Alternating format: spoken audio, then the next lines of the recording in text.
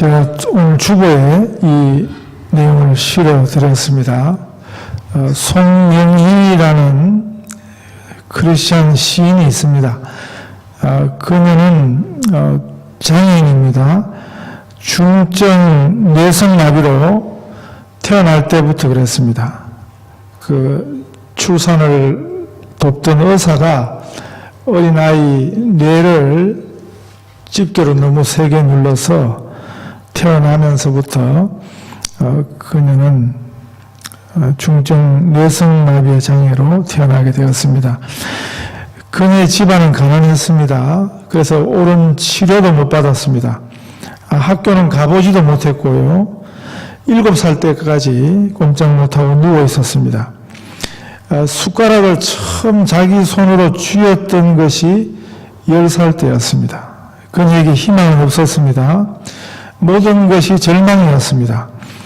저주받은 운명이라 생각했습니다. 죽고 싶었습니다. 그래서 자살도 생각했습니다. 그녀는 세상을 원망했습니다. 왜 이리 불공평할까? 그래서 하나님을 향해서 따졌습니다. 매일 몇 시간씩 기도했습니다. 그 속에서 소리쳤습니다. 울부짖었습니다. 하나님께서 왜 공평하지 않으시냐? 그렇게 울부짖었습니다. 몇 년을 그랬습니다. 그러던 어느 날이었습니다. 그녀가 펜을 들게 되었습니다. 그리고 시를 쓰게 되었습니다. 아무것도 배운 것도 없는 그녀인데 그런데 시를 씁니다.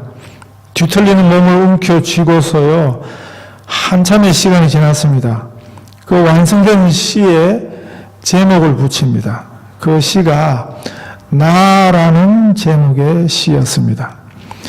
우리가 이 찬송을 잘 알고 있습니다. 나 가진 재물 없으나 나 남이 가진 지식 없으나 나 남에게 있는 건강 있지 않으나 나 남이 없는 것 있으니 나 남이 못 본 것을 보았고 나 남이 듣지 못한 음성 들었고 나 남이 받지 못한 사랑 받았고 나 남이 모르는 것 깨달았네. 공평하신 하나님이 나 남이 가진 것 없지만 공평하신 하나님이 나 남이 없는 것 갖게 하셨네. 달라진 것은 하나도 없었습니다. 모든 것이 그대로였습니다. 제자리였습니다. 그러나 달라졌습니다. 모든 것이 바뀌었습니다. 세상 그대로였습니다마는 그러나 세상을 바라보는 그녀의 눈이 바뀌었습니다. 그동안은 올려보았습니다.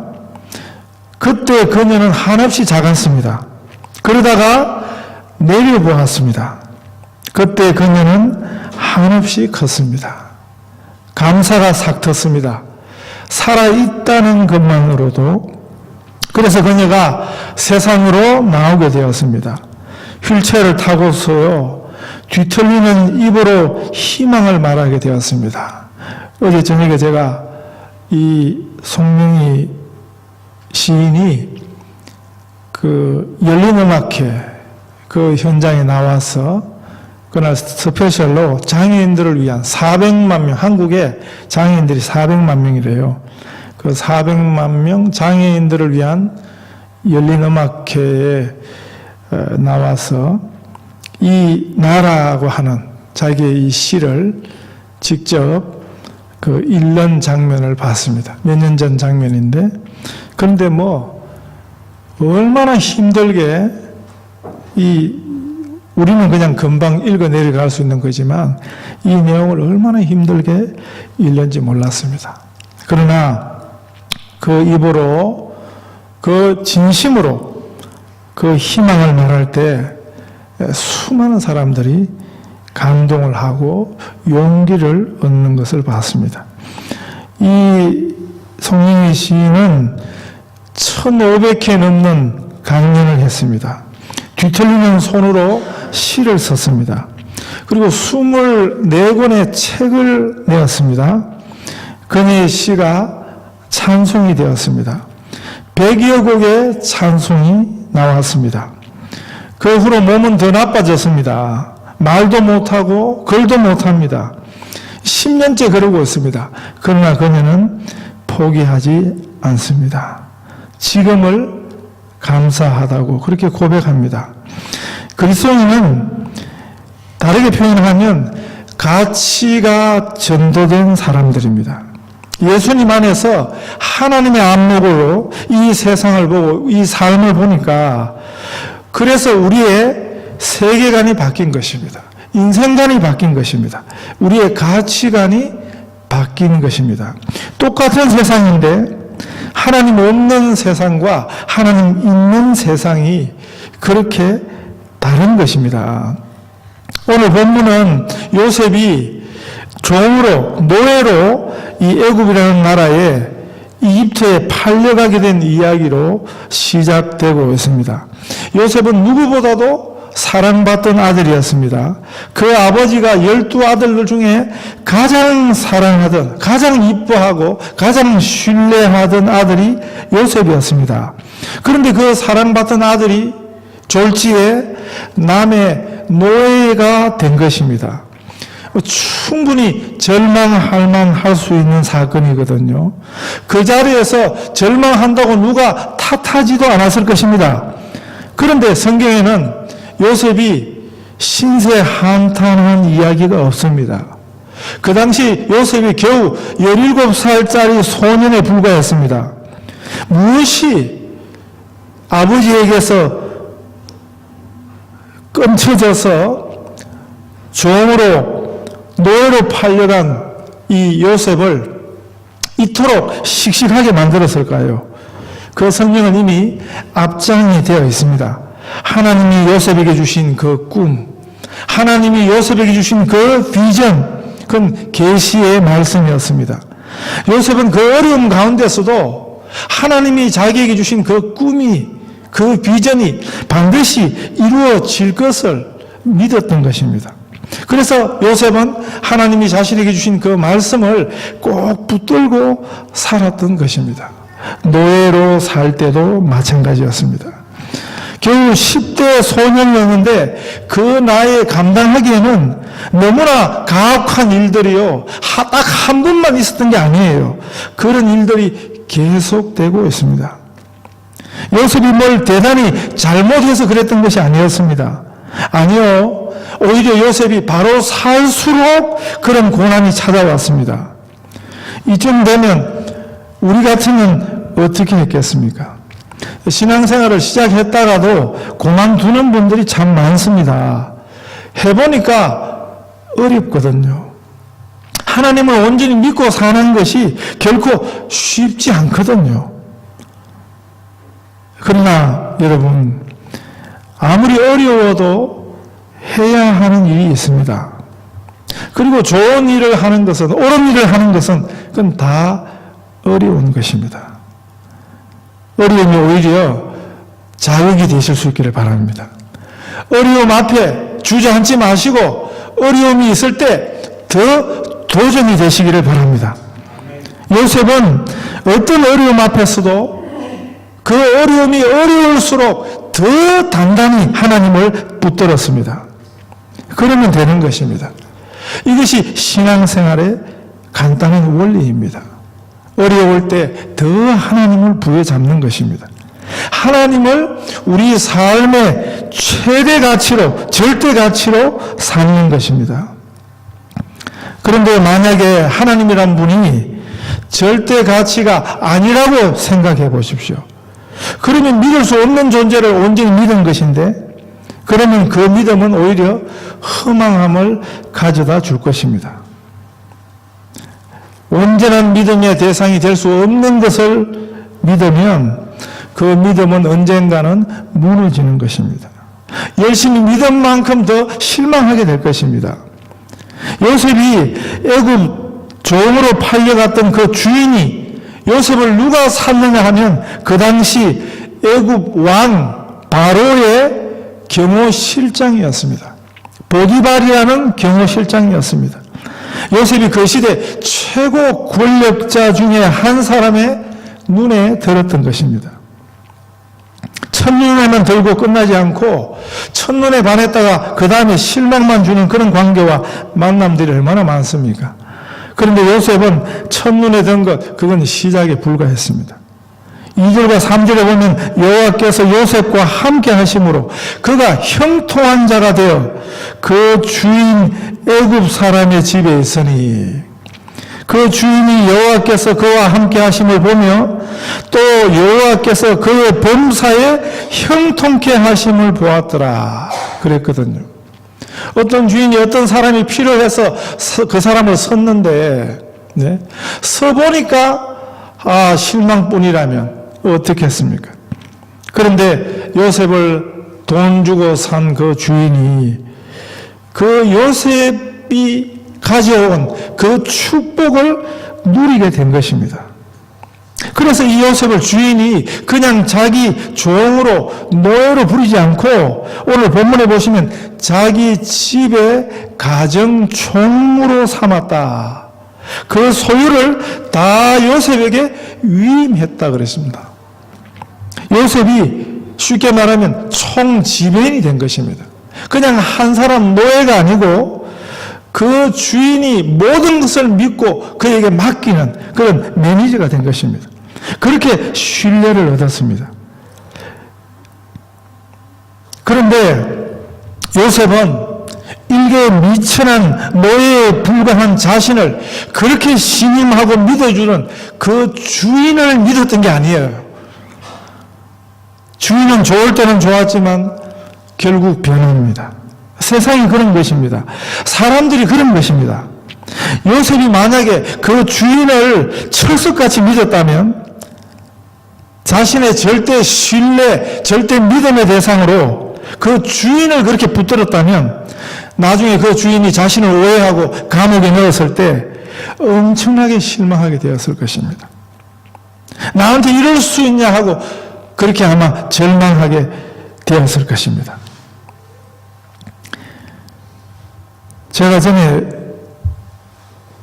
머리 깎으러 이발소에 갔다가 제 순서를 기다리면서 몇 년 지난 한국 월간지 한 권을 보게 되었습니다. 거기 보니까 북한에서 있었던 김일성 사후의 큰 사건에 관한 이야기가 거기 실려 있었습니다. 이런 내용이었습니다. 그 아들이 그 아버지가 죽고 나서 그동안 자기 아버지 최측근으로 있던 자기 아버지 동지들을 숙청하는 작업을 하는데, 자기 밑에 한 특별한 기관을 세워가지고 거의 다 반역자로, 간첩으로 다 몰아가지고 다 죽이고 또는 무시무시한 수용소에 보내고 그런 숙청을 했습니다.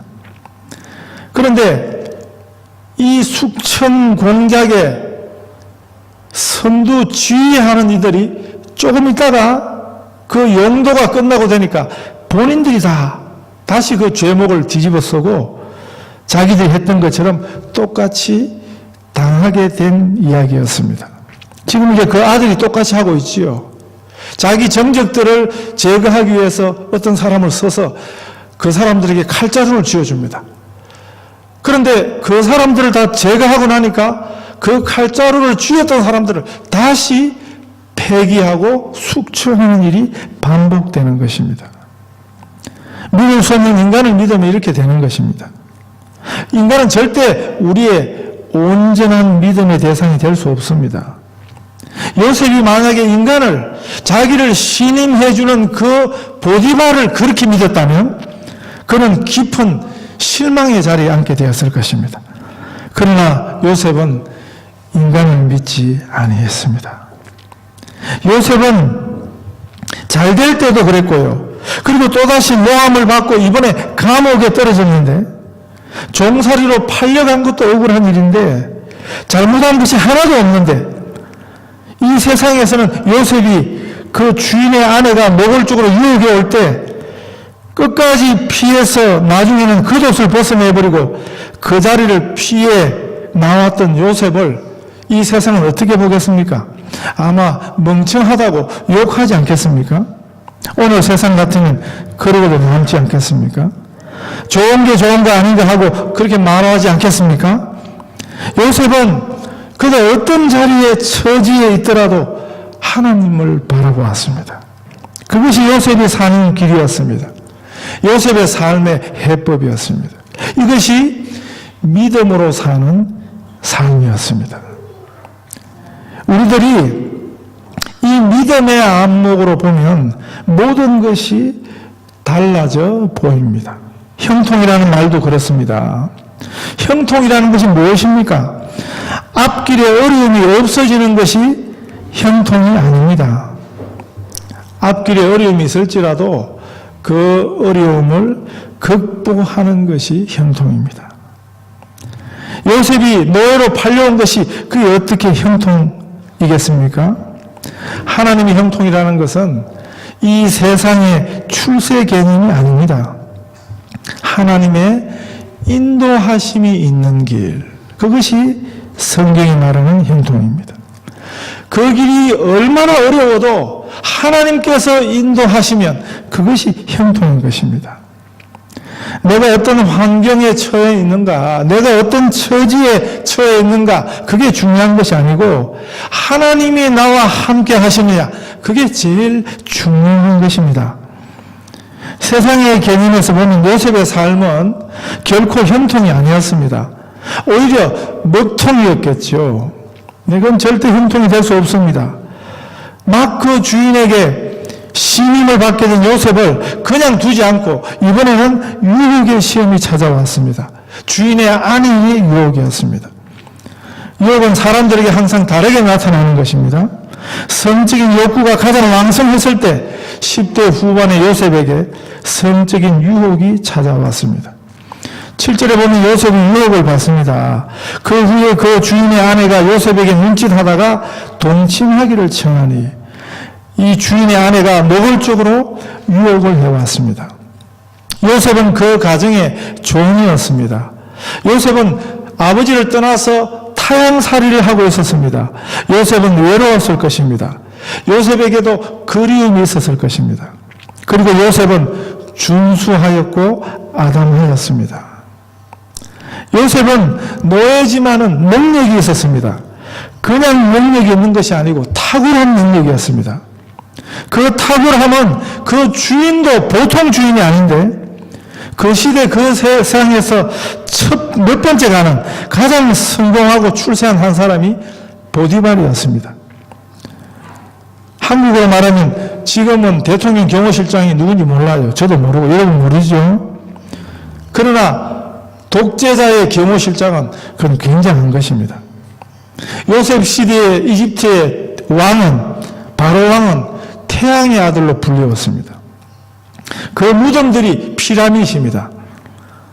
역사상 가장 힘 있는 왕이 바로였습니다. 그런데 그 바로 왕의 경호실장이었으니까 이 보디발도 보통 인물이 아닌 아주 대단한 인물이었습니다.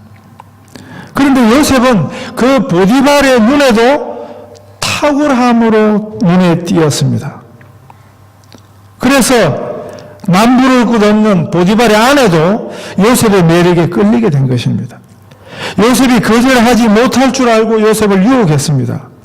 10절에 보면 보디발의 아내는 한두 번 유혹한 것이 아닙니다. 여인이 날마다 요셉에게 청하였으나 요셉이 듣지 아니하였다. 한 번의 유혹이 아니었습니다. 날마다 유혹해 왔습니다. 아래 사람의 청이 아니었습니다. 주인의 아내였습니다. 높은 사람이었습니다. 자기는 종이었습니다. 쉽게 무너질 수 있는 환경에 있었습니다. 그러나 요셉은 그 여인의 말을 듣지 않을 뿐더러 그 자리를 항상 피했습니다. 그랬을 때 요셉에게 찾아온 것은 모함이었습니다. 빠져나올 수 없는 그 더러운 모함으로 감옥에 떨어지게 되었습니다. 믿음은요, 어떤 자리에 떨어져도 끝까지 하나님을 바라보는 것입니다. 하나님이 있는 자리, 그 자리는 어떤 자리라도 소망이 있습니다. 찬송할 수 있습니다. 감사할 수 있습니다. 문제는 그것이 얼마나 어려우냐가 아닙니다. 그 자리에도 하나님이 있느냐 없느냐, 그 문제는 믿음의 문제지 우리 삶의 환경의 문제가 아닌 것입니다. 이 세상의 문제가 아닌 것입니다. 믿음의 눈으로 보면 요셉이 갔던 그 감옥은 귀회였습니다. 나중에 요셉이 노예의 신분으로 태양신의 아들이라 일컬음을 받던 바로왕 앞에 서게 될 수 있었던, 그것이 얼마나 놀라운 하나님의 방법입니까? 요셉이 그때 그 구체적인 인도를 다 알지 못했습니다. 하나님의 세밀하신 인도를 다 알아서 믿었던 것이 아니었습니다. 사실 우리가 다 따져보고 믿을 수 있는 대상은 그건 온전한 믿음의 대상이 될 수 없습니다. 그런 대상은 우리가 겨우 따져볼 수 있는, 우리에게 겨우 따져질 수 있는 대상이기 때문에 그건 믿음의 대상이 아닌 것입니다. 그러나 우리 하나님은 우리가 온전히 믿는 분이십니다. 하나님 같은 분이 없습니다. 우리 하나님은 온전히 믿는 것이 우리에게는 그래서 축복인 것입니다. 우리에게 필요한 것은 하나님을 따져보는 것이 아니라 하나님을 배우는 것입니다. 성경에 하나님이 어떤 분인지를 배우는 것입니다. 하나님은 이 우주의 창조주이십니다. 그 하나님이 우리를 만드신 주인이십니다. 우리 인간을 자기 형상대로 지으셨습니다. 우리는 하나님의 사랑의 대상입니다. 하나님이 우리를 사랑하신다고 말씀하십니다. 성경은 하나님께서 자기 아들보다 우리를 더 사랑하신다고 말씀하십니다. 그래서 진실 중에 진실은 우리를 향하신 하나님의 사랑입니다. 하나님이 우리를 참 사랑하십니다. 우리는 우리를 사랑하신 하나님을 믿고 받아들여야 합니다. 지금 당장 우리 눈앞에 나타난 세상이 다가 아닙니다. 우리가 보는 이 세상, 우리가 만난 이 세상 너머에 하나님의 사랑이 있습니다. 요셉은 그것을 바라본 것입니다. 아무리 억울한 일을 당해도, 아무리 억울한 일을 연거푸 당해도 요셉은 자신의 눈앞에 있는 그 현실보다도 그 배후에 계신, 자신에게 꿈을 주시고 비전을 주시고 말씀을 주신 그 하나님을 온전히 믿고 바라본 것입니다. 그것이 요셉이 노예가 되었어도, 죄수가 되었어도 요셉이 변하지 않았던 유일한 이유였습니다. 똑같은 하늘을 올려다 봐도 새파란 하늘만 보는 사람들이 있는가 하면 하늘에 계신 우리 아버지, 하나님이 계신 하늘, 하나님이 있는 이 세상과 우리 삶의 자리를 보는 사람들이 있습니다. 우리가 이 세상을 살지만 다른 세상을 사는 원리가 여기 있습니다. 어떤 삶의 자리에 형편에 있으시든지 요셉처럼 살아계신 하나님을 온전히 바라고 그 하나님을 온전히 믿고 사시는 우리 성도들 다 되시기를 축복합니다.